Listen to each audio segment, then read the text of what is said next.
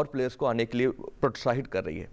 But उस समय जो भी रहा हो, लोगों ने कैसे कम्युनिकेट किया हो और एक मतलब एक लीडर के रूप में उनके सामने क्या चैलेंज रहा होगा। पहला तो चैलेंज ये रहा होगा कि लोगों को कैसे समझाया जाए कि ये जो निर्णय है कोई खराब निर्णय नहीं है, क्योंकि हम एक व्यवस्था के आदी हो चुके थे। हमें लगता था कि हमें फ़ोन लेना है तो सरकारी कंपनी का ही फ़ोन लेना होगा, हमें ये काम करना होगा तो उसके लिए हमें सरकारी प्रोडक्ट ही चाहिए।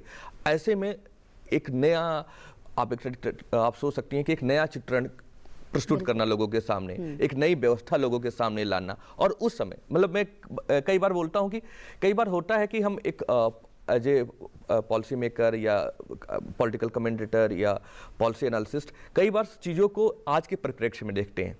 बट अगर किसी भी व्यक्ति की अगर आपका आकलन करना हो तो उसको देखना होगा कि वो 25 साल 30 साल पहले जब उसने कैसी थी, लोगों का माइंडसेट कैसा था, जब उसने निर्णय लिया तो वो जो निर्णय लिया तो किन परिस्थितियों में निर्णय लिया, उस समय उसके अपोजिशन के लोग कैसे थे और उसके समय बेसिक जो परिस्थितियां थी वो कैसी थी, उन सब चीजों को ध्यान में रख करके देखेंगे तो ये बहुत बड़ा निर्णय था। बिल्कुल आज के समय में हम कुछ भी बोल सकते हैं कि चलो ठीक उन्होंने कर लिया या हम कर रहे हैं, बट जब उन्होंने किया, और एक बात ये भी देखा कि उस समय कोलिशन गवर्नमेंट के टाइम पे किया जी, कि वैसे बहुत सारे सोशलिस्ट लोग थे जिनको ये लगता था कि नहीं ऐसा नहीं होना चाहिए जी। इसमें एक बात और जोड़ूं, समय जब ये विनिवेश का उन्होंने फैसला किया तो उसका काफी विरोध हुआ। विरोध इसलिए भी था कि अब तक जो परंपरा चली आ रही थी कि पीएसयूज सरकार चलाए, पर उनका मानना ये था, इससे निष्कर्ष पर पहुंचे थे कि सभी चीजें सरकार चलाए ये जरूरी नहीं है। इसके जो BSNL, अपना ये इंडियन पेट्रोकेमिकल्स, ऐसे बहुत से बाल्को, नेल्को, इनका जो प्रोविजन हुआ तो इंटेंशन लोगों ने उसमें उनके बारे में बहुत विरोध हुआ, लेकिन वो कन्विंस थे कि इसको प्राइवेटाइजेशन करना ही चाहिए। इसलिए अरुण शौरी को उस समय मंत्री बनाया गया था विनिवेश का। लेकिन अटल जी का व्यक्तित्व ऐसा था, उनका कैरेक्टर ऐसा था कि लोगों को ये भरोसा था कि भले ये पॉलिसी ये अपना रहे हैं लेकिन इसमें कोई गड़बड़ नहीं होगी। और इसमें कम से कम इसके कारण क्या हुआ, उसमें बड़ी विरोध हुआ लेकिन उन पर कोई लांछन नहीं लगा, ना कोई आरोप लगा। इस ढंग से उन्होंने इस जटिल सवाल को उन्होंने हल किया कि आज उसके, जैसे रामानंद जी ने कहा कि उसके आज फल देखने को मिल रहे हैं कि आज मोबाइल में उस समय एक कंपनी होती थी और 2 प्राइवेट प्लेयर थे, आज कितनी कंपनियां, और उसके कारण से आज जो विकास हुआ है सबको उसका लाभ मिल रहा है। तो ये अपने आप में एक बड़ा, लोगों को बहुत सारे विकल्प मिले और कहीं ना कहीं गेम चेंजर की तरह था कि उनको जब कन्विंस हो जाए कि भाई इसमें लोगों का भला है और ये करना है तो उसको करते थे, चाहे कितना विरोध हो, कुछ भी हो, और समझाया भी करते थे लोगों को। ये उनकी सबसे बड़ी कला, साच को आज नहीं। जी बिल्कुल।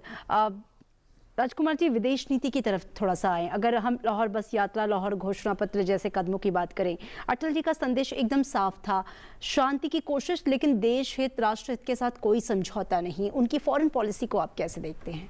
देखिए, उनकी फॉरेन पॉलिसी जब बड़ी, एक तो सबसे बड़ी बात थी प्रो देश हितों के थी, उसके ऊपर उनका और कुछ नहीं था। सबसे बड़ा था देश हित, चाहे वो पाकिस्तान से संबंध बनाने की कोशिश की, चाइना से संबंध बनाने की कोशिश की या अमेरिका से संबंध बनाने की कोशिश की, लेकिन देश का सम्मान उन्हें सामने रखते हुए, देश के हितों को सामने रखते हुए उन्होंने विदेश नीति बनाई। पाकिस्तान से शांति की बात की, हमेशा लगता था कि भाई इस महाद्वीप में ये दोनों देश लड़ते हैं पाकिस्तान का व्यवहार को देखते हुए, तो उन्होंने अपनी ओर से इसको, उनकी कविता भी है कि जंग ना होने देंगे, उन्होंने लिखी है पहले, तो उन्होंने अपने इसको डायनेमिक रूप से कोशिश की कि शांति स्थापित हो। लेकिन पाकिस्तान के जो स्थितियाँ है वो कभी उसको रिकॉन्साइल नहीं कर पाए। हालांकि उसमें नवाज शरीफ जो उनके वहाँ के PM थे उन्होंने इसको किया, लेकिन बाद में मुशर्रफ जो थे उन्होंने नहीं किया। तो लेकिन अटल जी की विदेश नीति अपने आप में सबसे एक सेल्फ रिस्पेक्टिंग ढंग से देश के, दुनिया के सामने अपनी बात रखना और अपनी बात मनवाना। आपको याद हो कारगिल के समय में जब कारगिल चल रहा था तो क्लिंटन बार बार फ़ोन कर रहे थे कि नवाज शरीफ आए तो आप आइए यहाँ बात कीजिए, तो उन्होंने मना किया और उन्होंने मैसेज दिया कि जब तक यहाँ से ये खाली नहीं हो जाएगा हम बिल्कुल नहीं मानेंगे। मुझे लगता है जैसे परमाणु विस्फोट वाला भी जो मामला था वो भी उनकी एक विदेश नीति जो थी, और मुझे लगता है अटल जी की जो एक विदेश नीति सरकार में आने के बाद इवॉल्व नहीं हुई, जब से वो विपक्ष में थे उनका बड़ा प्रिय विषय था इसको, विदेश नीति को। उनके आप भाषण देखेंगे तो अधिकतर विदेश नीति पर उनके भाषण हुए हैं। तो वो एक इवॉल्वमेंट था जो करते करते जब PM बने, जब उनको करने का मौका मिला तो उन्होंने उसको उस रूप में अपनाया। जी बिल्कुल। डॉक्टर रामानंद, अगर हम अटल जी की सरकार को देखें तो नीति पहले आती थी या ज़मीन की ज़रूरत, यानी कि जो पॉलिसी थी वो पॉलिसी ड्रिवन गवर्नेंस था या पीपल ड्रिवन गवर्नेंस। कई बार क्या होता है कि हम किसी नीति को लेके आते हैं, हमें लगता है कि इसका ये इम्प्लीकेशंस होगा। कई बार ऐसा होता है कि हमें उन लोगों की ज़रूरतों के हिसाब से लगता है कि ये चीज़ चाहिए, फिर उसको लेकर हम एक पॉलिसी बनाते हैं। मुझे लगता है कि एक व्यक्ति और लीडर के रूप में वो बहुत समय तक जनता के मध्य में रहे थे, तो जनता सरकार को क्या चाहिए से ज़्यादा उनको ये समझ में जाता था कि लोगों को क्या चाहिए, क्योंकि जब लोगों के मध्य में रहते हो तो लोगों की सामान्य ज़रूरतों को आप समझते हो, सामान्य ज़रूरतों का आप सही से आकलन कर पाते हो। तो इसलिए लोगों को लगता हो, उस समय हो सकता लगता रहा हो कि ये प्रधानमंत्री रूरल जो उन्होंने चाहे स्वरोजगार योजना शुरू की या सड़कों को जोड़ने की योजना शुरू की, ये क्या है? क्योंकि आप कई बार, मुझे ऐसा लगता है कि कई बार कुछ लोगों को नहीं समझा सकते हो, बट बहुत सारे लोगों को बात समझ में आती है। यही बात अगर आपने देखी हो, अगर मैं उस बात को करूं कि ऐसे अगर जब मोदी जी ने शौचालय बनाने की बात की, एक सामान्य ढंग से पॉलिसी मेकर के रूप में आपको समझ में आएगा कि शौचालय बनाने से क्या फ़र्क पड़ेगा, बट शौचालय बनाने से कैसे स्कूलों के एनरोलमेंट में इजाफा हुआ, कैसे बच्चों के स्वास्थ्य में प्रगति हुआ, इस बात को बाद में लोगों को समझ में आया। मतलब कम से कम 3 साल 4 साल बाद लोगों को समझ में आया। छोटी सी बात थी। और ये सारी जो बातें हैं, ये वास्तव में ये जो सारी जो पॉलिसीज हैं या जो सारे जो पॉलिसी डिसीजन हैं, वो लोगों की ज़रूरतों के हिसाब के डिसीजन हैं। तो मुझे लगता है कि जो वाजपेयी जी को अगर हम उस बात से समझने की कोशिश करें तो उनके जो सारे निर्णय थे बहुत ही बुनियादी समझ के अनुरूप थे, और वो बुनियादी समझ उनकी लोगों से बात करके, लोगों की समस्याओं को समझ करके आई थी। एक लंबा समय उन्होंने लोगों के मध्य में बिताया था, जिससे उनको लोगों की ज़रूरतों और उस ज़रूरतों का समाधान किस प्रकार से हो और किस प्रकार की पॉलिसी बनाई जाए, मतलब एक अच्छी पॉलिसी कैसे बना करके उन ज़रूरतों को पूरा किया जाए, ये उनको बहुत ही ढंग से स्पष्ट था। यही कारण है कि वो इस प्रकार की योजनाएं लेकर के आए, जो योजनाएं मुझे लगता है कि तत्कालिक लोगों को समझ में नहीं आई, बट 1-2 सालों में जब उसका प्रभाव न केवल राष्ट्र पर बट भारत की अर्थव्यवस्था पर और वैश्विक स्तर पर भी जो भारत की पहचान बनी, उससे लोगों को समझ में आया कि उसका प्रभाव कितना व्यापक था। और जब इस प्रकार के आप निर्णय लेते हो, मतलब क्या लोगों को बीच मध्य में जाकर के या जमीन के आधार पर पे, तो वो जो सारे जो निर्णय होते हैं, हो सकता है तत्कालिक कुछ क्वार्टर्स में उसके कुछ विरोध भी हों, क्योंकि जो लोग बाहर हैं जिनके लिए आप निर्णय ले रहे हो, उनकी आवाज़ें आपको कई बार दिल्ली के आसपास नहीं सुनाई पड़ती हैं, क्योंकि वो कई बार गाँव में रह रहे हैं, कहीं वो छोटा नागपुर में रह रहे हैं, कहीं मतलब कहीं सुदूर कोने पर हैं। तो उनके ज़रूरतों को ध्यान में रख करके अगर आप निर्णय लेते हो तो उस निर्णय का प्रभाव थोड़ा कुछ समय बाद दिखाई पड़ता है, बट उनकी मांगे कई बार आपको हो सकता है कुछ क्वार्टर्स में आपको ना दिखाई पड़ रहे हैं, बट उनकी मांगे बहुत ही जायज़ होती हैं। अब एक छोटी सी बात है जिस पर जो उन्होंने किया और जिस पर लोगों का ध्यान कम जाता है, उनके समय ही मिनिस्ट्री ऑफ ट्राइबल अफेयर्स स्थापना हुई। अब लोगों को लगता है कि भाई क्या निर्णय है, but ministry of tribal affair बनने से एक प्रकार से भारत की 9% जो आबादी है उसको एक रिप्रेजेंटेशन मिला। बिल्कुल। उसके माध्यम से जो जनजातीय समुदाय है वो अपनी बातें कर पाता है, अपनी पॉलिसीज के बारे में बात कर पाता है, और उससे गतिविधियां बढ़ी, उन टारगेटेड प्रोग्राम बने।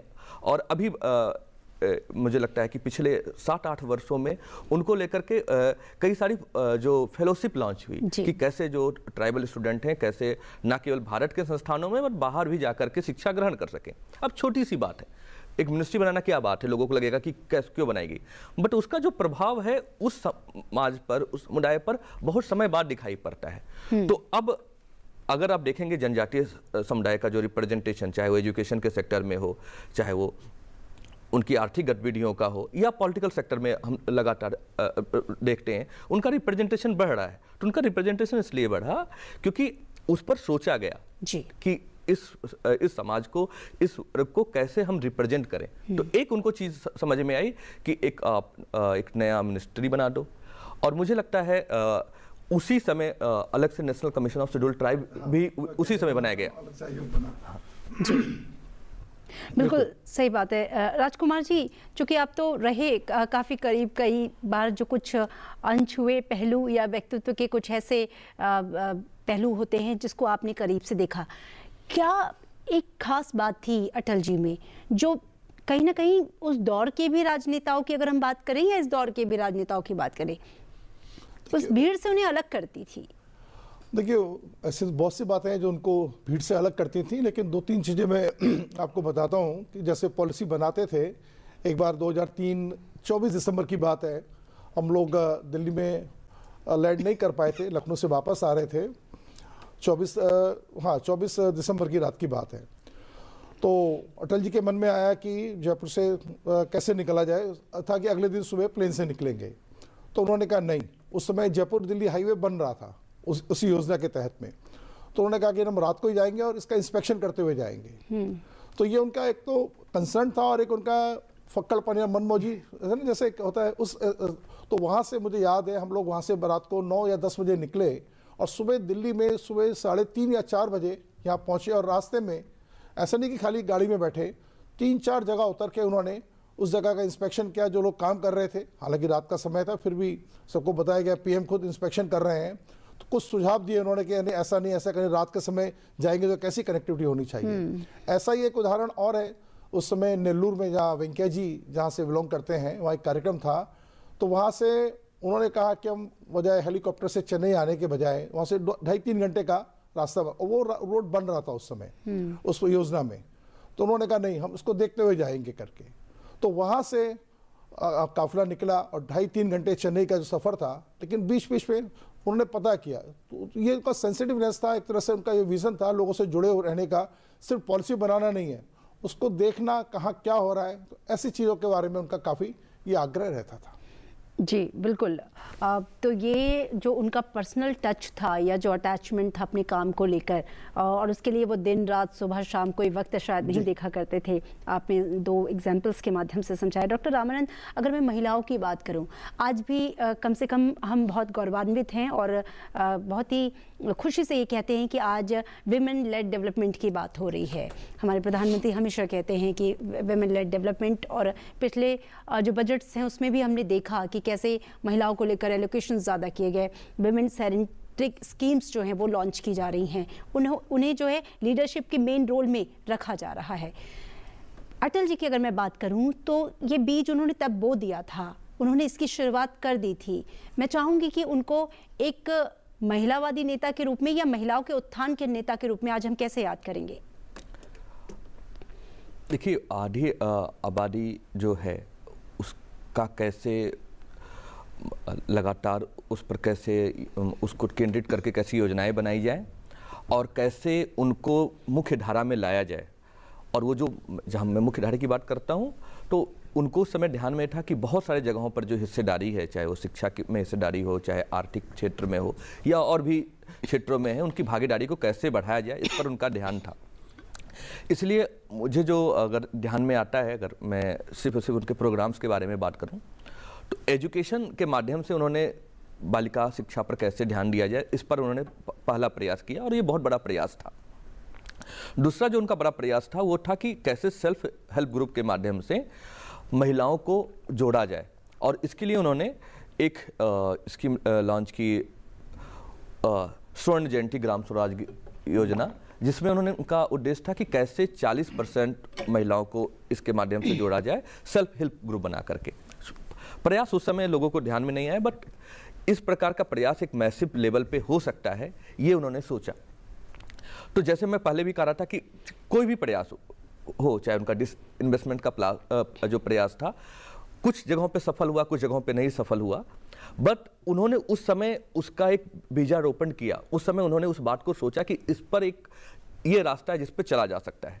यही अगर आप देखोगे तो चाहे गांव को ध्यान में रख करके, गांव की महिलाओं को ध्यान में रख करके उनके स्वास्थ्य को प्राथमिकता कैसे दी जाए, इस पर उन्होंने ICDS स्कीम को कैसे स्ट्रेंथन किया जाए, इस पर उन्होंने एक अच्छा प्रयास किया।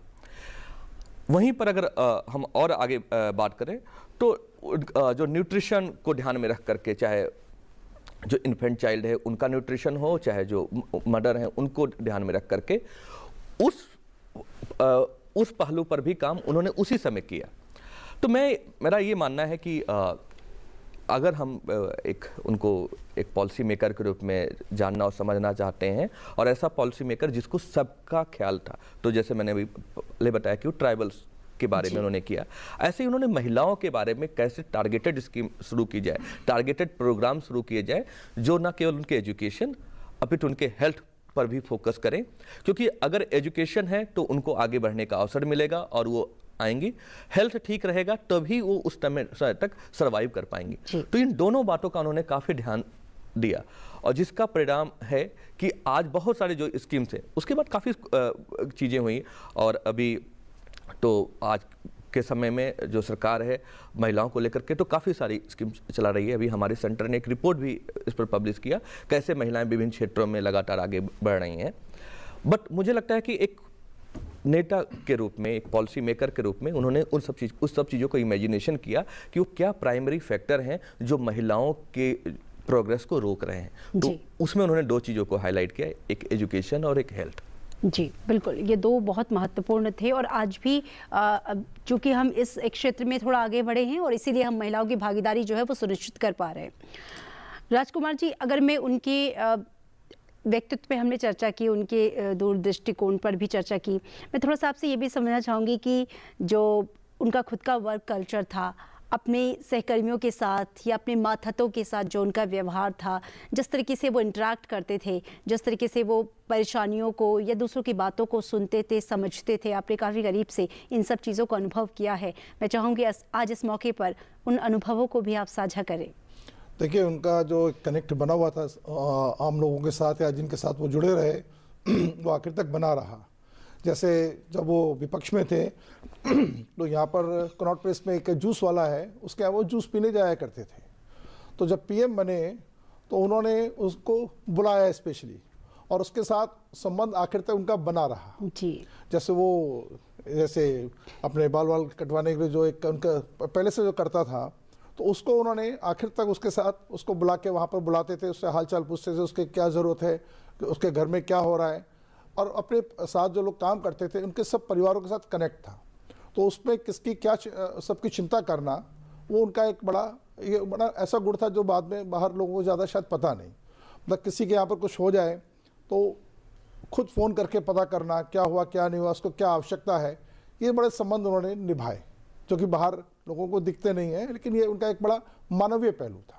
जी, संवेदनशीलता किसी मनुष्य को बहुत महान बनाती है एक कह सकते हैं कि छोटा सा गुण है, लेकिन संवेदनशील व्यक्ति ही महान होता है। जिसके यहाँ जूस पीने जाया करते थे पीएम बनने के बाद भी, उसको भूले नहीं, बल्कि बुलाया उसको, और उसकी क्या आवश्यकता है, उसको शायद उस समय उसका वो रेडी पे लगाता था, उसको कहीं दुकान चाहिए थी, उसमें उसको सहायता की, और विद इन रूल्स करके, लेकिन उसके लिए सहायता की उन्होंने। और उसके लिए उनके पास जो एक मैकेनिज्म था, 2-3 लोग ऐसे थे जो इस तरह के जो उनके व्यक्तिगत संबंध थे, उनको उनके बारे में चिंता करना, उनके बारे में फीडबैक देना, ये सब वो लगातार टच में रहते थे। जी बिल्कुल, उनकी जो ये संवेदनशीलता है उनकी कालजयी रचनाओं में, उनकी कविताओं में हमें, बल्कि ये होता था जिनके जो पुराने संबंध थे, मान लीजिए जब पीएम बन गए तो कई बार होता था मिलना नहीं होता था, तो उनको वो खुद याद आता था, पूछ के अरे उनको उनसे बात कराओ भाई, उनको बुलाओ। ऐसा उनका एक ये स्वभाव था कि लोगों के साथ संबंध जो बने उनके, उन्होंने जिंदगी भर उसको आखिर तक निभाया। बिल्कुल, ये बहुत बड़ा गुण है संवेदनशीलता, और एक संवेदनशील नेता ही राष्ट्र के प्रति भी संवेदनशील हो सकता है। अगर वो अपने व्यक्तिगत रिश्तों के प्रति है तो वो राष्ट्र के प्रति भी संवेदनशील होगा। आपने ट्राइबल्स कम्युनिटी को लेकर उनके कामों की बात की, महिलाओं को लेकर उनके कामों की बात की। अगर हम बच्चों की शिक्षा को लेकर भी बात करें, सर्व शिक्षा अभियान, स्कूल चले हम, कितना लोकप्रिय हुआ था, और आज अब देखिए वही अपने एक्सटेंडेड फॉर्म में नई शिक्षा नीति 2020 के रूप में सामने है। तो वही मैं कह रही हूँ कि आज जो मोदी सरकार जिस लेगेसी को लेकर आगे चल रही है, वो दरअसल अटल बिहारी वाजपेयी जी ने हमें दी थी, जिसको हम अब जिसका अनुसरण कर रहे हैं। बच्चों की शिक्षा को लेकर भी मैं थोड़ा सा समझना चाहूँगी कि वो जो बीज उन्होंने बोया स्कूल चले हम का। मैंने जैसा बताया कि, और अभी आपने खुद जिक्र किया कि एक संवेदनशील व्यक्ति ही एक संवेदनशील नीति बना सकता है। जी। और नीतियों का संवेदनशील होना बहुत ही आवश्यक है, क्योंकि अगर आपके अंदर संवेदना नहीं रहेगी तो आप उनके अनुभवों को समझ नहीं पाएंगे, उनकी परेशानियों को समझ नहीं पाएंगे। तो बातें तो बहुत छोटी छोटी होती हैं।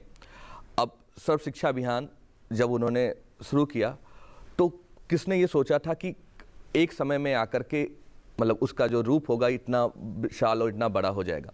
क्योंकि सर्व शिक्षा अभियान में उन्होंने एक सपना देखा कि कैसे सभी को शिक्षा मिलनी चाहिए। बाद में आकर के वो राष्ट्रीय शिक्षा अधिकार बना, और राष्ट्रीय शिक्षा अधिकार जो अधिनियम है उसको कितना विस्तृत करके अभी राष्ट्रीय शिक्षा नीति के रूप में अब हम देखते हैं, जिसमें राष्ट्रीय शिक्षा नीति में अभी हमने कल्पना की है कि सभी को उसकी मातृभाषा में शिक्षा मिले।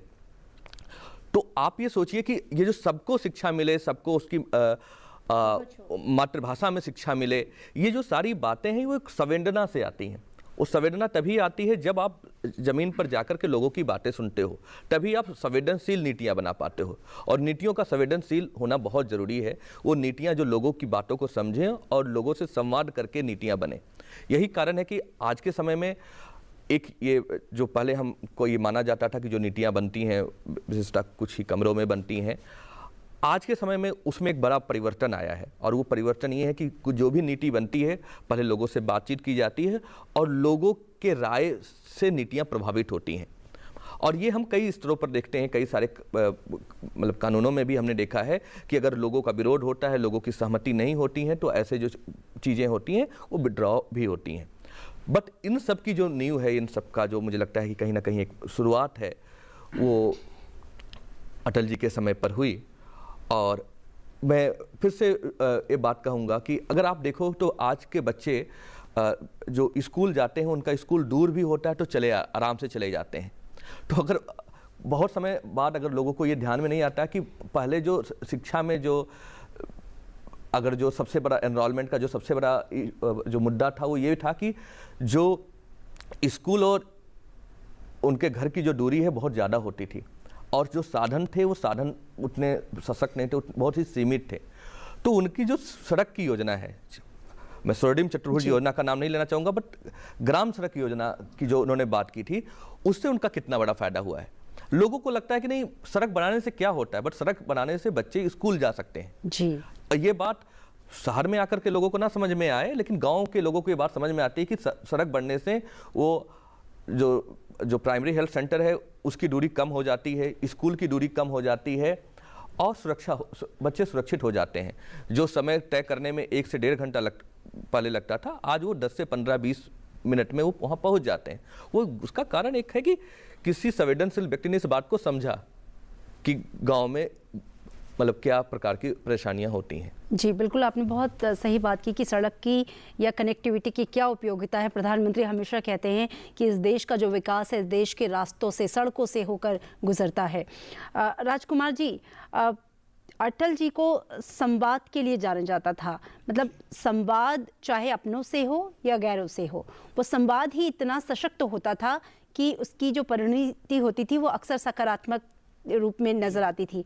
मैं चाहूंगी कोई ऐसा किस्सा अगर आपके सामने हो जिससे संवाद ने ही कोई चमत्कार किया हो।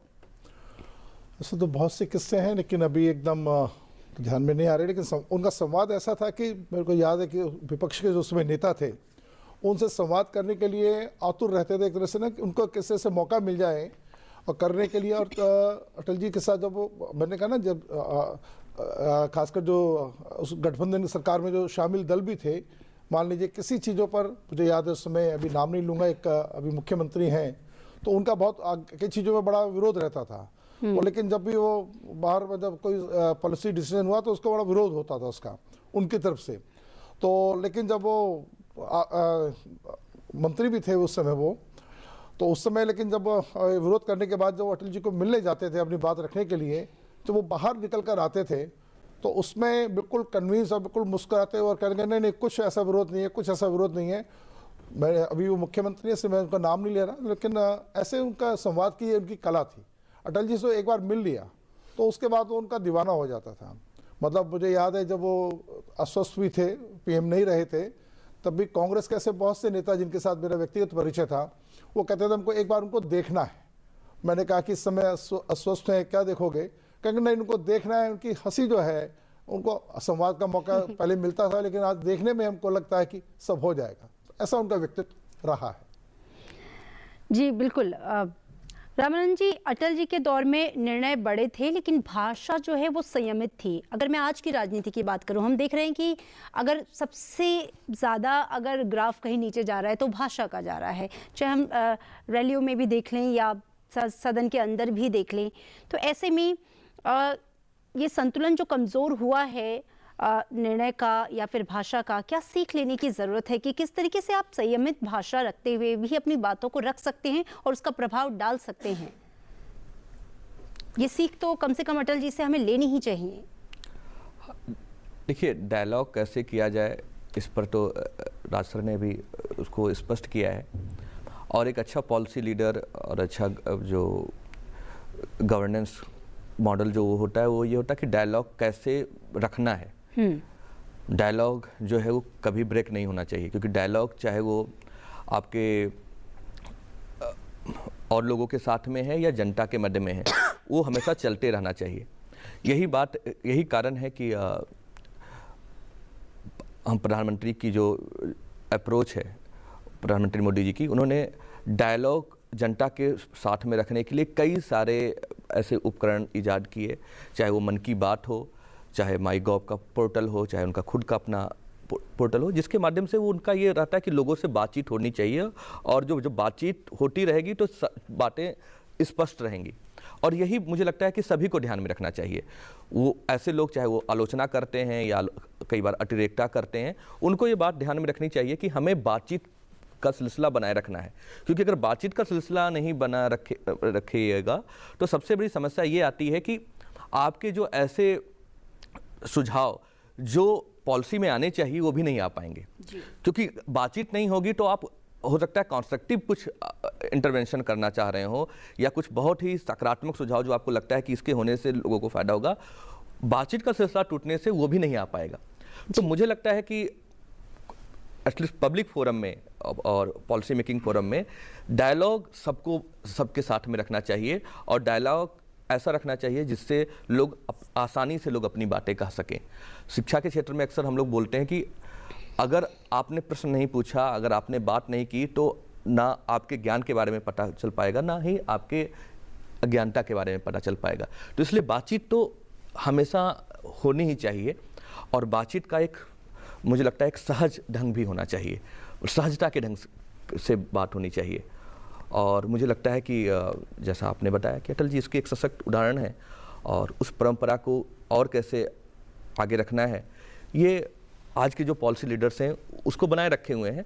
हम सबका इसमें सबका दायित्व है, क्योंकि डायलॉग और जो बातें हैं उसको रखने का और उसको कायम रखने का काम सिर्फ एक व्यक्ति का नहीं हो सकता है, उसमें हम सबकी भागीदारी अपने अपने स्तर पर है।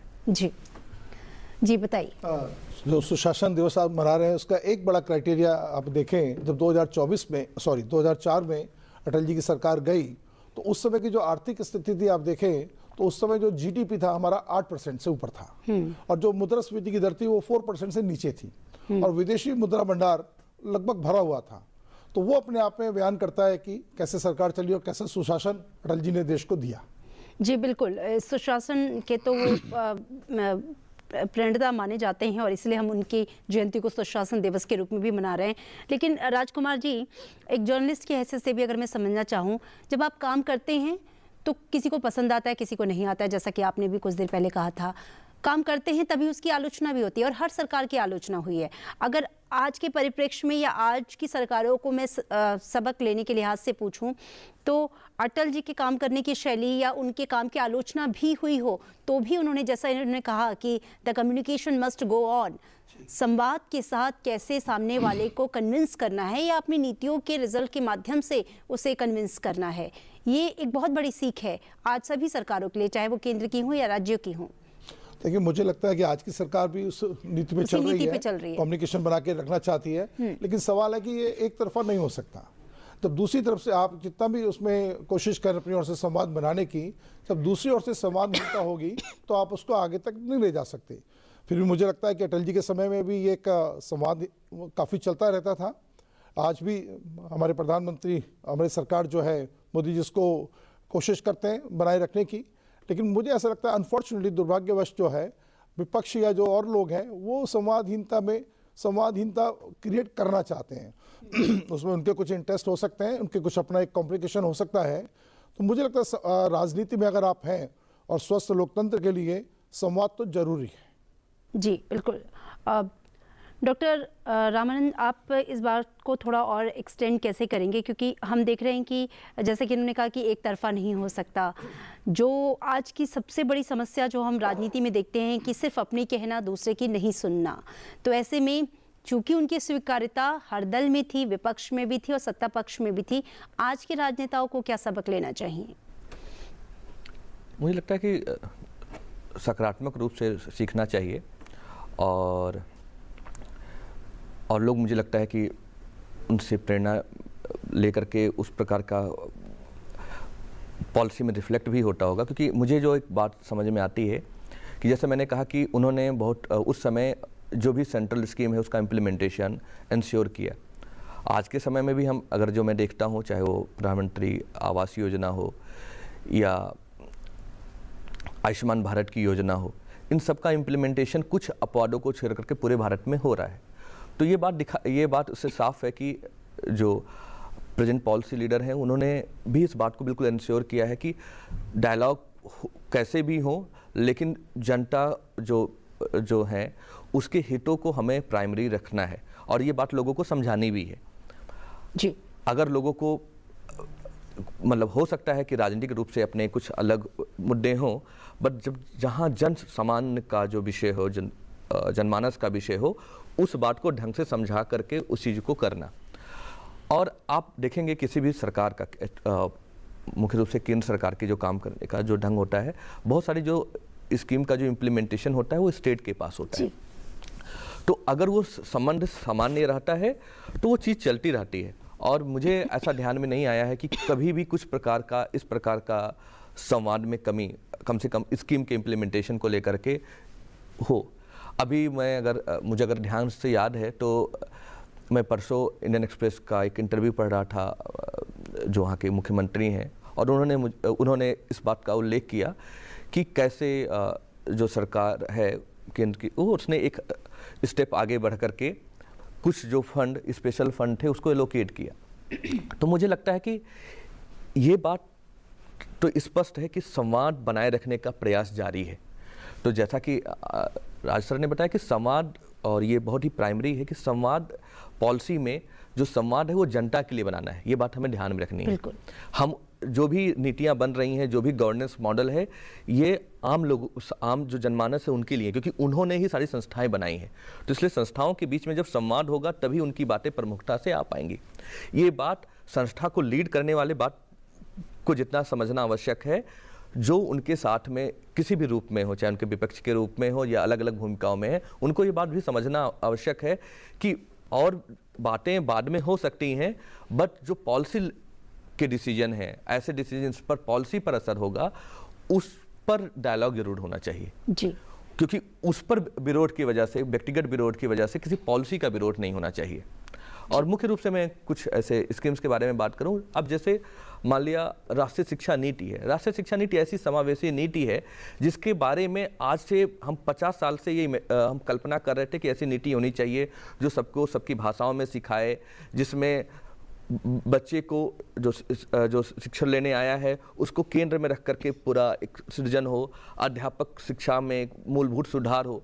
तो जब ऐसी नीतियाँ सब लोगों से बात करके, हर गांव के लोगों से, हर जिलों में बात करके बनाई जाती हैं, तो ये नीतियां सिर्फ किसी एक सरकार की नहीं होती हैं, ये नीतियां पूरे भारत की होती हैं। तो ऐसी नीतियों पर अगर आपके पास कुछ डायलॉग है तो वो आपको बता देना चाहिए। बट नीतियों का विरोध इसलिए नहीं होना चाहिए क्योंकि हम कहीं पर विरोध में, हम कहीं पर हैं। तो मुझे लगता है कि नीतियों पर और गवर्नेंस पे विरोध हमें बहुत ही सोच समझ के करना चाहिए। अगर आपके पास बहुत कुछ ठोस है उस नीति के विरोध में, विरोध करने के लिए विरोध मत कीजिए, नहीं होना चाहिए। और एक और बहुत अच्छी आपने बात बोली कि पीपल्स पार्टिसिपेशन जो है गवर्नेंस में, वो बहुत ज़्यादा ज़रूरी है। और आज अच्छी बात यह है कि ये पार्टिसिपेशन, और इसका सबसे बड़ा उदाहरण न्यू एजुकेशन पॉलिसी है, क्योंकि जब इसका ड्राफ्ट तैयार हो रहा था, मुझे याद है कि किस तरीके से हर एक शख्स से उसके लिए जो है वो राय मशवरा किया गया था, पूरा पोर्टल इसके लिए बनाया गया था। राजकुमार जी, अगर मैं एक पत्रकार के नजरिए से पूछूं तो अटल जी की सरकार की सबसे बड़ी ताकत क्या थी? नीति, नियत या उनके नेतृत्व की शैली? ये तीनों उनकी सबसे बड़ी ताकत थी, क्योंकि देखिए नीतियाँ बड़ी स्पष्ट थी। देश को कैसे आगे और सर्वोच्च स्थान पर लेके जाना है, देश को कैसे प्रगति की दिशा में लेके जाना है, नियत बिल्कुल साफ थी। और वो एक उनका जो डिसाइसिव और एक का निष्कलंक जिसे कहना चाहिए, जो उनका लीडरशिप थी, वो अपने आप में तीनों चीज़ें मिलके उसको उनकी स्ट्रेंथ थी, और वो इनकी स्ट्रेंथ थी। और आज की सरकार की वो स्ट्रेंथ है, मैं मानता हूँ। और उसका कारण है कि दोनों भाजपा की सरकारें रही हैं। अटल जी के समय भी जो पहली बार सरकार बनाने का मौका मिला केंद्र में, अब मोदी जी को मिला है, तो दोनों ही मिलकर जो दोनों प्रधानमंत्री अभी तक बीजेपी से आए हैं, तो अपने अपने ढंग से वो ये तीनों चीज़ें उनके क्राइटेरिया में, उनके व्यक्तित्व में जुड़ी हुई हैं। जी बिल्कुल। और ये सीधी तस्वीरें आपके पास, हमारे सम्मानित गेस्ट के पास दोबारा पहुंचेंगे, लेकिन सीधी तस्वीरें सेंट्रल हॉल की आप देख सकते हैं, संविधान सदन की, जहां पे लोकसभा अध्यक्ष ओम बिरला पहुंच चुके हैं, क्योंकि आज वहां पर एक विशेष कार्यक्रम का आयोजन किया गया है। आज मदन मोहन मालवीय जी की भी जयंती है। इस मौके पर एक पूरे देश भर से बच्चे आए हैं जो आज अपने विचारों को, इन दो महापुरुषों पर अपने विचारों को आज के परिप्रेक्ष्य में रखेंगे। और इस मौके पर वहाँ पर भी पुष्पांजलि अर्पण का कार्यक्रम है। उसके बाद बच्चों का एक संवाद, एक दूसरे से वार्तालाप शुरू होगा, क्योंकि ये दो ऐसी शख्सियतें जिनसे बहुत कुछ सीखा है इस देश ने, बहुत कुछ जाना है, बहुत कुछ पहचाना है, और आगे आने वाले भविष्य के लिए एक बहुत बड़ी दिशा दी है इनके कामों ने, इनके प्रयासों ने, इनके व्यक्तित्व ने, इनकी प्रेरणा ने। और आज उसी को सेलिब्रेट करने का दिन है। आप सीधी तस्वीरें केंद्रीय कक्ष से देख सकते हैं। उसको विचार कर रचा, हमने रचने वाले को देखा भी नहीं, तो भी हमको निश्चय होता है कि घर का रचने वाला कोई था या है, और वो ज्ञानवान विचारवान पुरुष है। अब हम अपने शरीर की ओर देखें। हमारे शरीर में भोजन करने के लिए मुंह बना है, भोजन चाटने के लिए दांत है, भोजन को पेट में पहुंचाने के लिए गले में नाली बनी है, उसी के पास पवन के मार्ग के लिए एक दूसरी नाली बनी है। भोजन को रखने के लिए उधर में स्थान बना है। भोजन पचकर रुधिर का रूप धारण करता है और वो हृदय में जाकर इकट्ठा होता है, और वहां से सिर से पैर तक सब नसों में पहुंचकर मनुष्य के संपूर्ण अंग को शक्ति। ये अधिवेशन उन्मुक्त वातावरण में हो रहा है। न प्रश्नकाल है, न शून्यकाल है। प्रश्नकाल न होने से मंत्री स्वतंत्र हैं, सदन में रहना उनके लिए आवश्यक नहीं है। शून्यकाल, शून्य में विलीन होने के कारण हमारे मीडिया के मित्र ये भरोसा कर सकते हैं कि आज कोई हाथापाई की नौबत आने वाली नहीं है।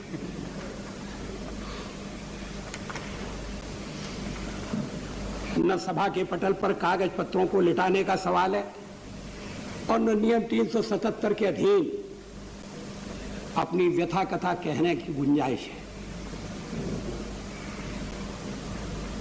लेकिन मैंने एक प्रस्ताव पेश किया है जो सब विषयों का समावेश करता है। मैं सोच रहा था कि कहां से आरंभ करूं और कहां से अंत करूं, लेकिन आपके भाषण ने इसकी भी गुंजाइश नहीं छोड़ी है। भाषण बहुत सार गर्भित था, विस्तृत था। शायद ही राष्ट्र जीवन का कोई प्रश्न, कोई पहलू उससे छूटा हो। मैं नहीं जानता एक सदस्य के नाते मैं आपके भाषण पर टिप्पणी कर सकता हूं या नहीं कर सकता, लेकिन मैं आपके इस आह्वान का स्वागत करता हूं, अनुमोदन करता हूं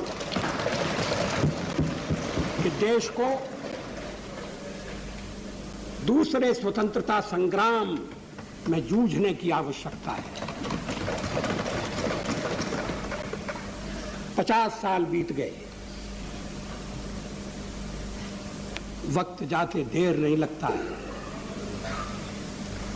आधी सदी गुजर गई, लेकिन आधी सदी हमारे सामने है। नई शताब्दी हमारे दरवाजे पर दस्तक दे रही है। नया युग आने वाला है और हम जब 50 साल का लेखा जोखा लेने के लिए बैठे हैं, स्वाभाविक है कि हमारा ध्यान इस बात की ओर जाए कि आखिर हमने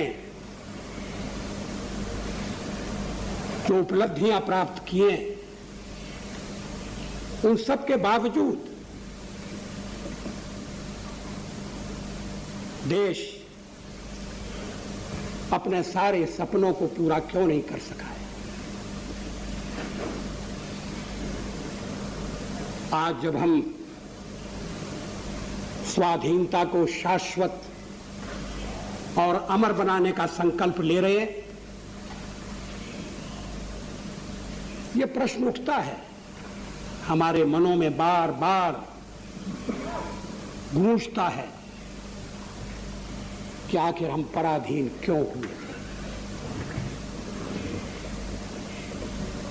50 साल का समय कोई अधिक लंबा समय नहीं होता। व्यक्ति के जीवन में 50 साल एक लंबा समय हो सकता है, मगर भारत जैसे प्राचीन राष्ट्र के जीवन में नहीं, जिसकी सभ्यता और संस्कृति 5000 साल से भी अधिक पुरानी है।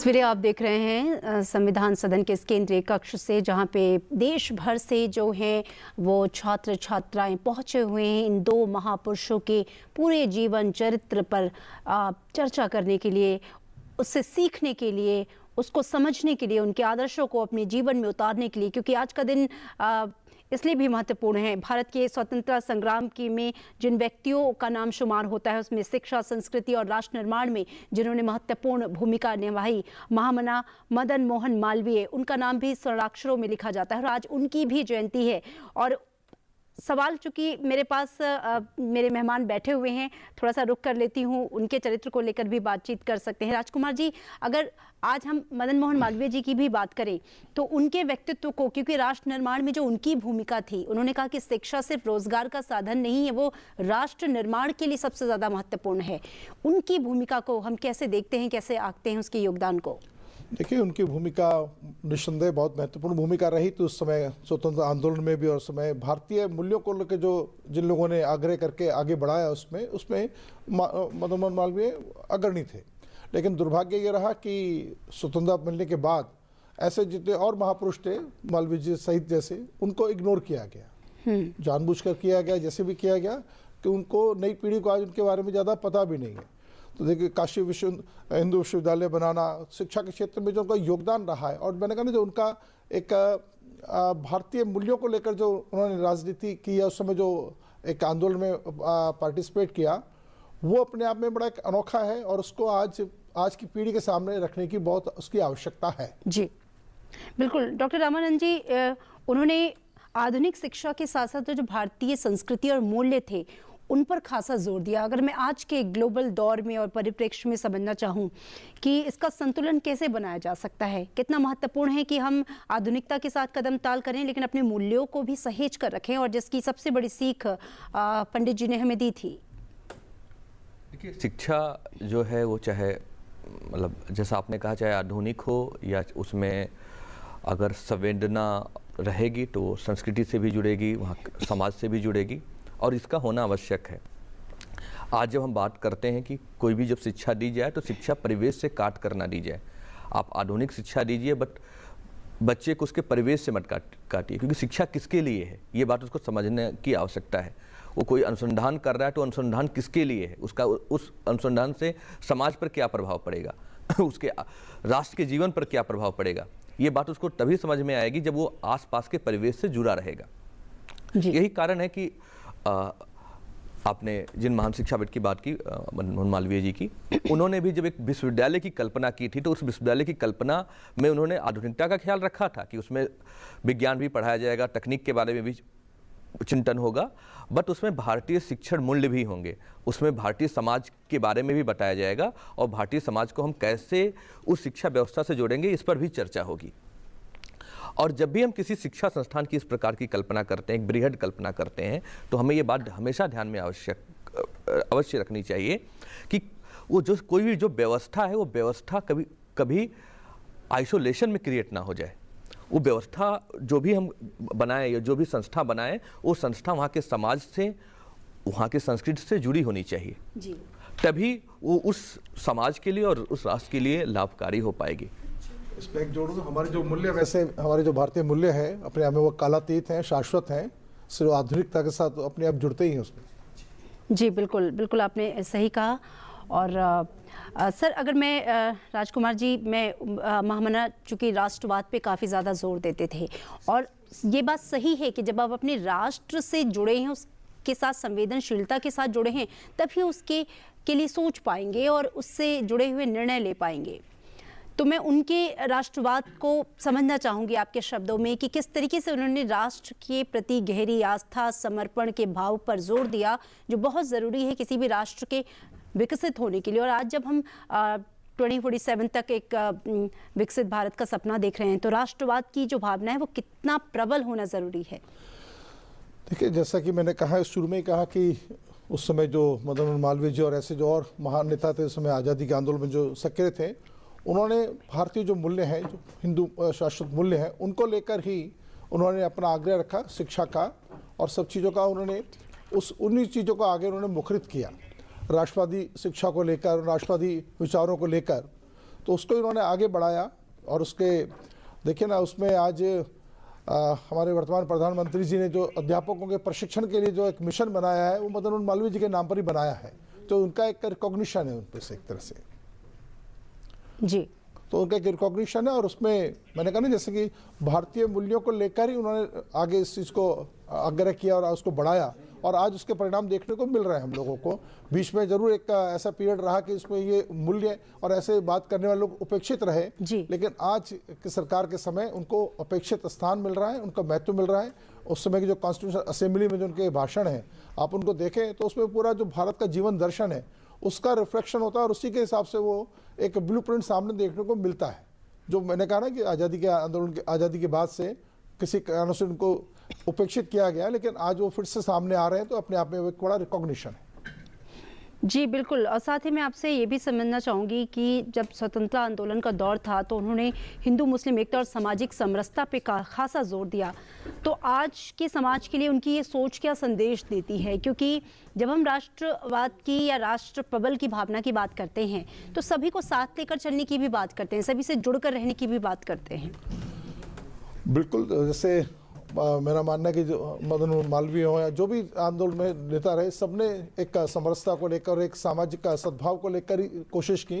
वो एक अलग बात है अनफॉर्चुनेटली, उसमें जो कुछ लोग सक्रिय थे जिन्होंने एक पाकिस्तान बनाने के उसमें लगे थे, उन्होंने उस चीज़ को माना नहीं। लेकिन जितने भी भारत का नेतृत्व था, सब चाहते थे कि एक भारत रहे और एक सामाजिक सद्भाव रहे, और हिंदू मुस्लिम एकता या और इस तरह की जो सामाजिक समरसता का है उसको लेकर आगे बढ़े। तो अपने आप में वो अपने बड़ा संदेश रहा है। जी बिल्कुल, और मैं हमारे साथ पैनल में एक और ख़ास मेहमान जुड़ गए हैं, उनसे भी आपका परिचय कराना चाहूँगी।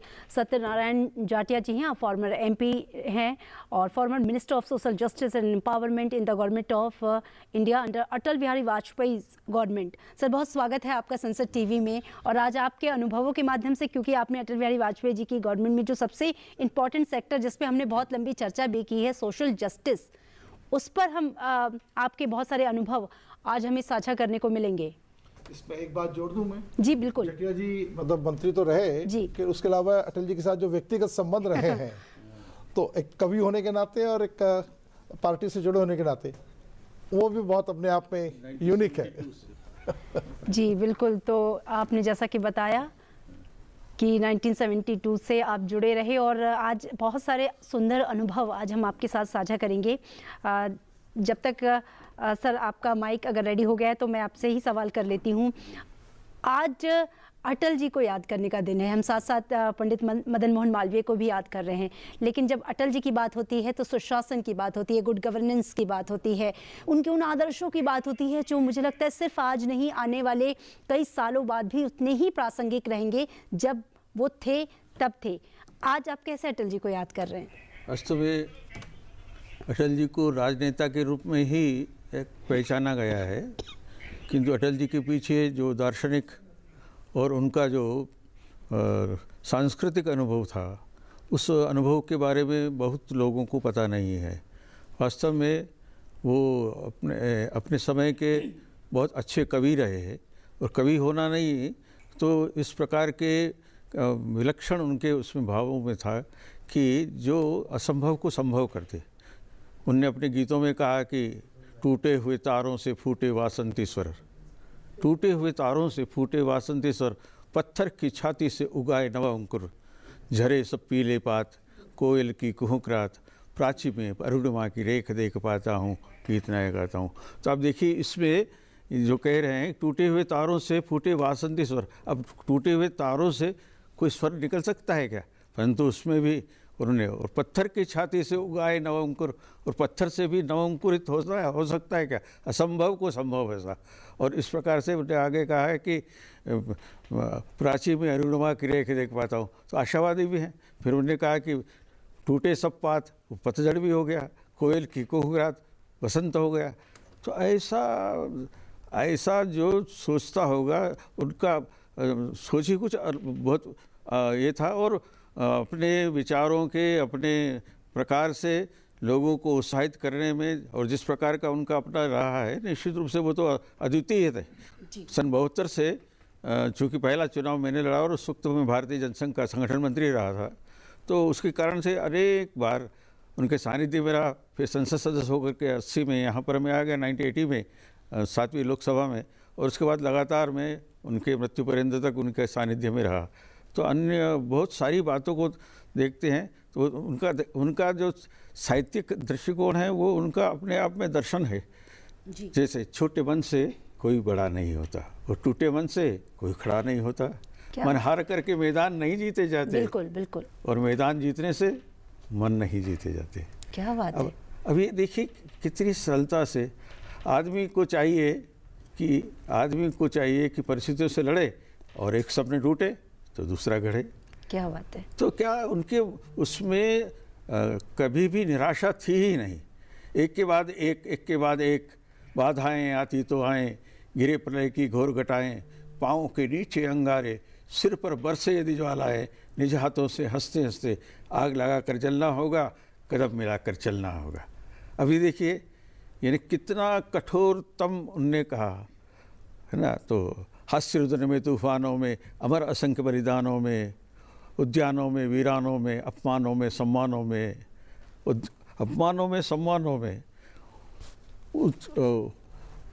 उस मस्तक ऊंचा, छाती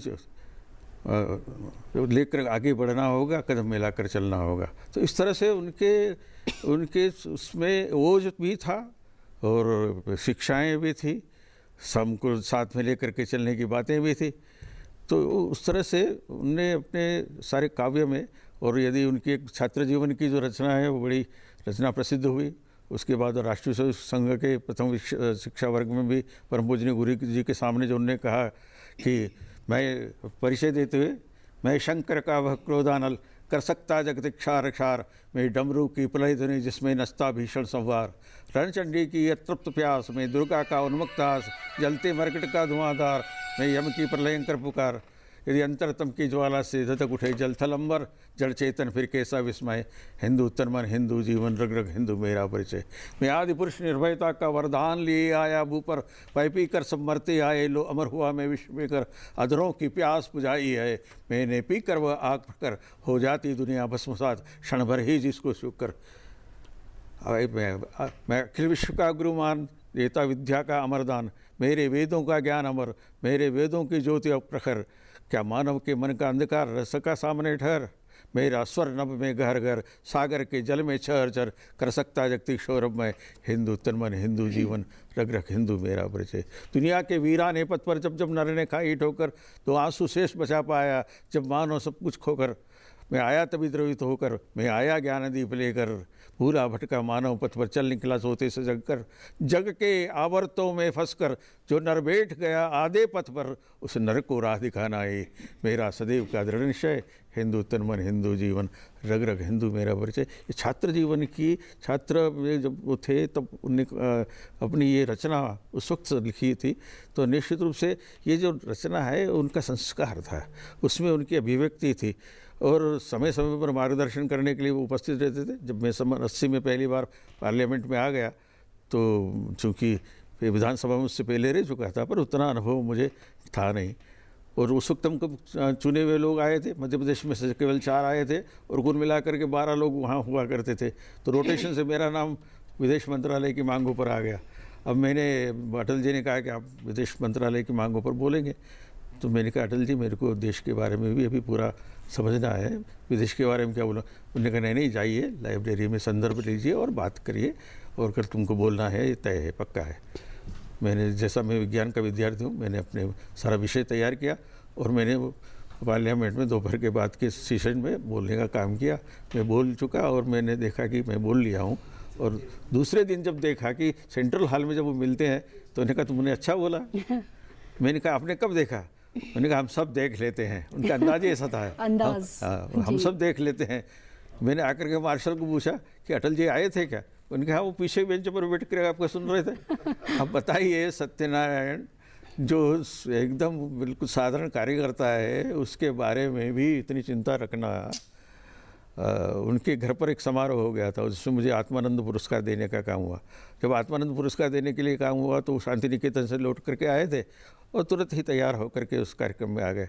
अब मैंने प्राकृत में कुछ, चूँकि वो आत्मानंद पुरस्कार था जैन विधा का, तो उसमें वो मुझे बोलने के लिए कहा, तो मैंने प्राकृत में बोला अप्पा कत्ता विकता है दुहाणम सुहाणम, या अप्पा मित्तम अमित्तम से दुपट्ठियो सुपट्ठियो। इसका अर्थ ये हुआ कि आत्मा ही जब सदकार्य करता है तो अपना मित्र होता है, और आत्मा ही जब नहीं काम कर पाता है तो अपना अमित्र होता है। तो इस तरह का भाव था। अटल जी ने कहा,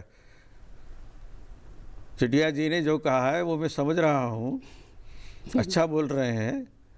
और पंडित सत्यनारायण, मैंने कहा प्रभु मेरे को पंडित आप कैसे कह रहे हैं? और उन्होंने कहा मैंने कह दिया ना पंडित हैं आप।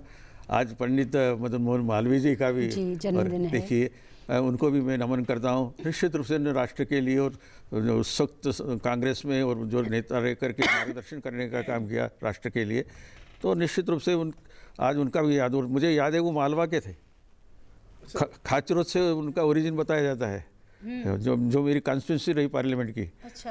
तो वहाँ चूँकि वो क्षेत्र मालवा ही कहलाता है, इसलिए वो उनके साथ वो मालवी शब्द जुड़ गया, पंडित मदन मोहन मालवीय। इस तरह से मालवीय ने जब वो बनारस में गए होंगे, जब जैसा भी हुआ होगा, पर उसके बाद उससे पहले ही वो मालवी हो गए थे। मालवा में मैं भी मालवी ही हूँ, तो क्योंकि मालवा में मेरा जन्म हुआ है, उज्जैनी से आता हूँ मैं। तो इस तरह से अटल जी का प्रारंभिक तौर से, और जब जनसभाएं होती थी तो लोग दौड़ करके चले आते थे, विचारधारा कोई भी होगी, परंतु उनको सुनने के लोग आते थे, और उनमें जब वो बोलते थे तो बड़े सैद्धांतिक दृष्टि से बड़े उससे बोलते थे, और उनका हर एक शब्द, हर एक वाक्य ऐसा होता था जो हमको मार्गदर्शन करने के लिए प्रेरित करता था। तो अद्भुत था उनका नेतृत्व, अद्भुत नेतृत्व था और मन के बहुत सरल। जैसे ही हम उनके घर पर जाते थे तो बोलते थे, आइए जटिया जी महाराज क्या समाचार लेकर के आए। इतना प्यार से बिठाते थे, बातचीत करते थे।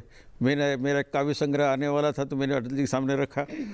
तो मैं विज्ञान का विद्यार्थी रहा हूँ, तो लेखन का काम कोई उतना एकदम निष्णात तो नहीं था मैं, परंतु फिर भी उनने लगा तो देखते ही उनने अपना सुधार करने का काम शुरू कर दिया। उसमें से संशोधन करने का उन्होंने कहा नहीं इसका लोकार्पण करेंगे। और फिर मावलंकर ऑडिटोरियम में उस समय के जो अध्यक्ष थे शिवराज पाटिल जी और बाकी के सब जो वरिष्ठ लोग थे, उन्होंने उसका लोकार्पण करने का काम किया। तो एक साधारण कार्यकर्ता को भी किस प्रकार से कहा जाता है, किस प्रकार, क्योंकि मैं कानपुर अधिवेशन में था फूलबाग के 1973 में, तब अटल जी वहाँ पर थे। तो उनके भी तब से लेकर के और अनेक प्रकार की घटनाएं, अनेक प्रकार के प्रसंगों में उनके साथ रहने का मौका मिला। तो हमारे लिए तो अटल जी एक तरह से यूँ देखते हैं कि शाश्वत हैं। और जैसा भी कहा जाता है कि आपातकाल में जब उनको अंदर जाने का काम हुआ तो उन्होंने एक रचना लिखी थी और उस बाहर आकर के जब लोगों ने पढ़ा तो बड़ा उत्साहित हुए। उन्हें लगा था कि टूट सकते हैं मगर हम झुक नहीं सकते। सत्य का संघर्ष सत्ता से, न्याय लड़ता निरंकुशता से, अंधेरे ने दी चुनौती है, किरण अंतिम अस्त होती है। यह बराबर का नहीं है युद्ध, हम निहत्ते शत्रु है सन्नद्ध, हम निहत्ते शत्रु है सन्नद्ध। प्रशुबल हो उठा निर्लज्ज, अंगद ने पुनः बढ़ाया चरण, प्राणपण से करेंगे प्रतिकार, समर्पण की मांग अस्वीकार, दाव पर सब कुछ लगा है, रुक नहीं सकते, टूट सकते हैं मगर हम झुक नहीं सकते। क्या बात है, आज तो आपने आते ही एक पूरा काव्यात्मक माहौल जो है वो समा बांध दिया जाटिया जी, और उनके व्यक्तित्व का आप पर कितना प्रभाव है वो हम देख सकते हैं। आपके आने के बाद से लगातार मैं देख रही हूँ राजकुमार जी के चेहरे पे एक मंद मुस्कान आ गई और उनके अंदर का जो पत्रकार है वो भी जग गया है। तो राजकुमार जी अगर आप कुछ प्रश्न करना चाहें, क्योंकि आप भी बहुत करीब रहे हैं, आपने देखा है उनके कार्यालय में रहे और आप तो खैर मंत्रालय में रहे, तो अगर आपका कोई प्रश्न है जाटिया जी से तो इस मौके पे पूछिए। जटिया जी अपनी कविताओं से कुछ अटल जी के बारे में बोल सकते हैं। कविता के आशु कवि हैं जटिया जी। तो मैं जब आपातकाल में जेल में था तो मैंने एक खंड काव्य एक ही बैठक में लिख दिया था। अच्छा, एक ही बैठक में, वहाँ हनुमान जी का मंदिर था और परिक्रमा में बैठ करके लिखने का काम हो गया और वो आज़ादी पर लिखा था। तुम स्वतंत्रता की अमराग, आज़ादी को, तुम स्वतंत्रता की अमराग, बुझ न सके ऐसा चिराग, उत्सर्ग करने की ललक लिए मरण वरण का रक्तिम फाक, तूफानों से राह बनाते चलता, पर्वत लांगे बढ़ता जाता, प्रतिबल बढ़ने के निश्चय में विराम कहाँ विश्राम कहाँ। अरे मृत्यु को वरने बढ़ते अलमस्त शहीदों के टोले, भारत माँ की जय जय निनाद से गूंजे दिग्दिगंत जय जय बोले। बम बारूद बने खिलौने, माउजर पर अटूट विश्वास, वंदे मातरम के स्वर से गूंजे देश की धरती और आकाश। आज़ादी के दीवाने तुम, क्रांतिकारियों के ओ सरताज, जीते जी आज़ाद रहे तुम, मरते दम तक भी आज़ाद। इनकलाब जिंदाबाद, इनकलाब जिंदाबाद। याद रहेंगे बिस्मिल जब तक आज़ादी का, राम प्रसाद बिस्मिल जी, याद रहेंगे बिस्मिल जब तक आज़ादी का इतिहास रहेगा। बिस्मिल भारत माँ के मुकुटमणियों का नाज रहेगा, सरताज रहेगा। अरमानों को बांध सका क्या कोई, अरमानों को बांध सका क्या कोई, प्रतिबन चिंतन पर कैसा, हृदय में यदि उमंग भरी हो, धरती पर बंधन कैसा। देश की धरती आज़ाद करूँगा, तुम मुझे खून दो, आज़ादी दूंगा। कदम बढ़ाता पूरब से आता नेता सुभाष चंद्र सेनानी, आज़ादी का इतिहास मिट जीवन मृत्यु की संघर्ष कहानी, जीवन मृत्यु की। तो ऐसे ही पदों को लिखने के लिए, और फिर सामान्यतया मनुष्यों में जो संवेदना है यदि नहीं है तो मनुष्य नहीं है।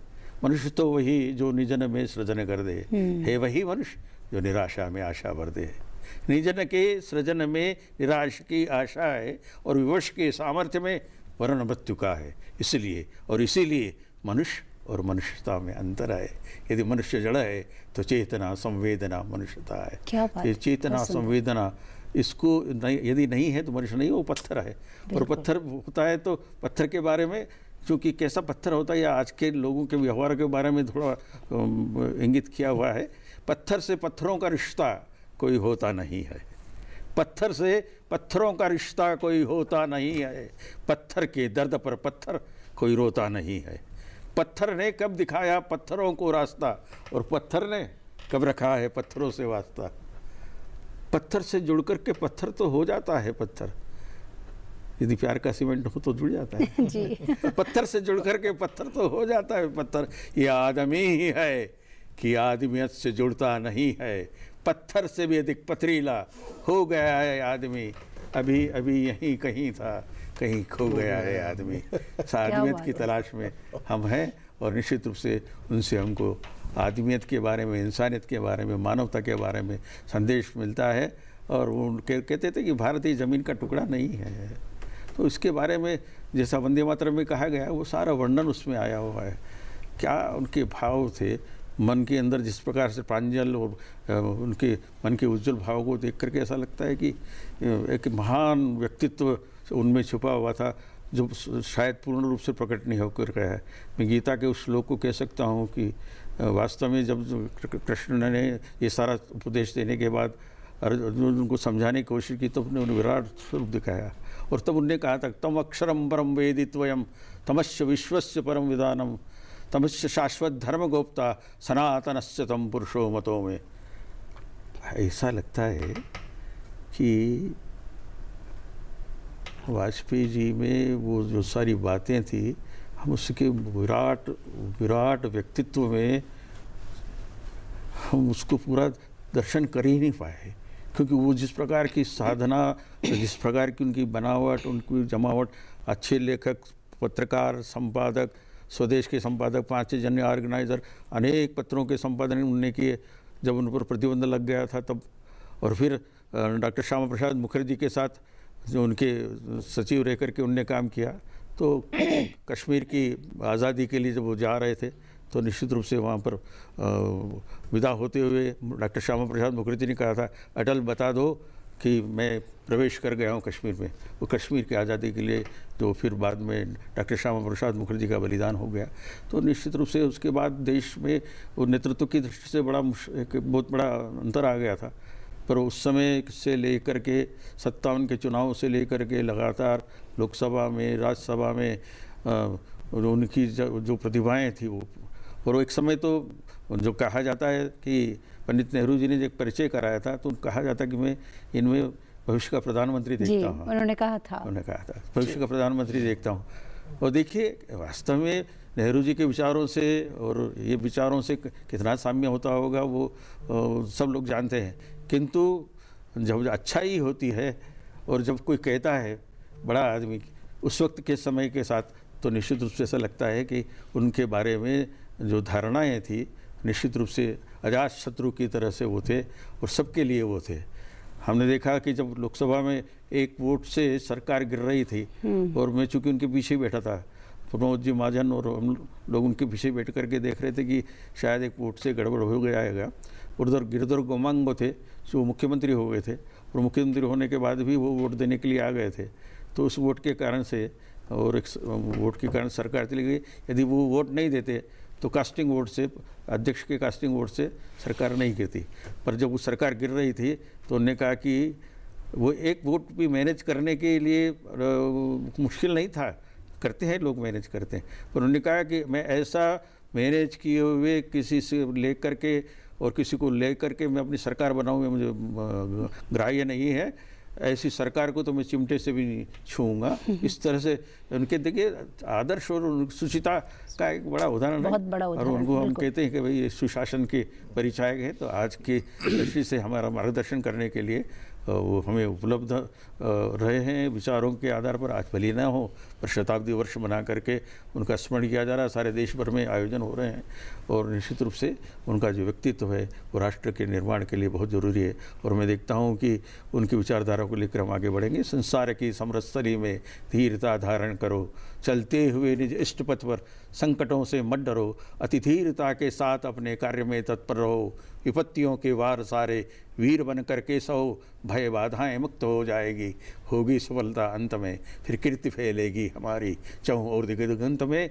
ऐसी कीर्ति पताका को दिग्गंत में फहराने का काम और उस समय से लेकर आज तक ये जो काम हो रहा है निश्चित रूप से हमारे प्रधानमंत्री नरेंद्र मोदी जी के नेतृत्व में हम देख रहे हैं सारी दुनिया में भारत का अपना एक सर आपको रोकना चाहूंगी, आइए सीधा रुख करते हैं। सांसद खेल महोत्सव समारोह समापन